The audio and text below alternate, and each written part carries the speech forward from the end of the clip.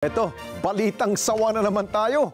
Nabulabog ang mga residente sa isang barangay sa Cebu City.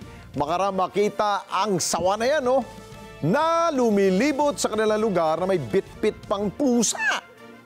Sa video na ibinahagi ng influencer o social media, ayun, si Yodi Sanchez palang kumuha niya, no? Kapitan pala ho ng barangay dyan sa Busay. Makikita ang paggapang ng sawang yan, bit-bit yung pusa. Ba? Napasugod tuloy ang mga kawani ng barangay. Makaraang makatanggap sila ng sumbong na may sawang gumagala.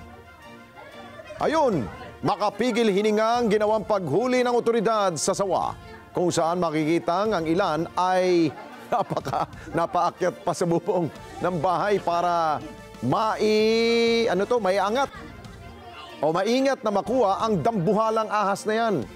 Kita ba natin? Ang laki nga, oh. O naka-zoom lang. O kaya malaki tignan. Napagalaman ng sawa ay alaga ng isa palang residente sa lugar na nakawala. May sukat itong 16 o 16 na talampakan at kaya itong bumiktima ng isang tao. Ganun? Naku, ingat pala kayo dyan. Ay naman sa kinatawan ng DNR, ang pag-aalaga ng ganitong kalaking sawa ay kinakailangan pala daw ng permit mula sa kagawaran. Sawa. Laki niyan, sawa.